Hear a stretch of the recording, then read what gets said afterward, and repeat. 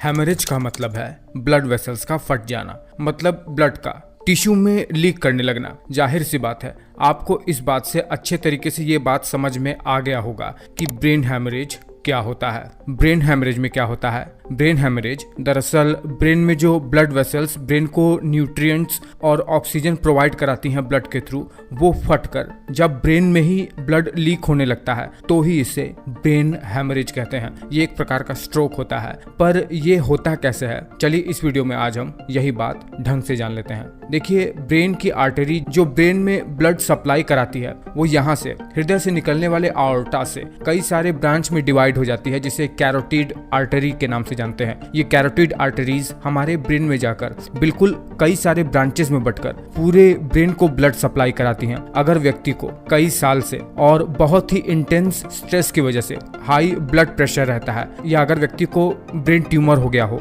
या अगर किसी भी प्रकार से व्यक्ति के सिर पर कोई चोट लग गई हो, तो इन सब कारणों से क्या होता है कि ब्रेन की ब्लड वेसल्स फट सकती है। मतलब ये कारण हो सकते हैं ब्रेन में ब्रेन हेमरेज के। और इससे क्या होता है, इससे ब्लड ब्रेन के अंदर ही लीक करने लगता है, ब्लड ब्रेन के अंदर ही एक्यूमुलेट होने लगता है। रिजल्टेंट ब्रेन की टिश्यू को डैमेज पहुंचना शुरू हो जाता है, क्योंकि इससे ब्रेन को ऑक्सीजन नहीं मिल पाती है। ये जो ब्रेन है इसके ऊपर एक पतली सी मेम्ब्रेन की लेयर चढ़ी रहती है, जिसे मेनिंजेस कहते हैं। ये परत भी 3 लेयर से मिलकर बनी हुई होती है। इसके जो बीच वाली लेयर होती है, जिसे एरेकेनॉइड लेयर कहते हैं, उस लेयर में बहुत सारी ब्लड वेसल्स बिछी रहती हैं। क्या होता है कि जब इस मेनिंजेस वाले लेयर के बीच में ब्लड वेसल्स फट जाती है, हाई ब्लड प्रेशर की वजह से, किसी भी प्रकार के चोट या ट्यूमर के कारण से, या कुछ ब्लीडिंग डिसऑर्डर्स की वजह से, तो इस प्रकार के ब्रेन हेमोरेज को सब एरेकेनॉइड हेमोरेज के नाम से जानते हैं। जब ब्लड वेसल्स यहाँ पर फट जाती है तब इस लेयर और ब्रेन के बीच में ब्लड एक्यूमुलेट होने लगता है,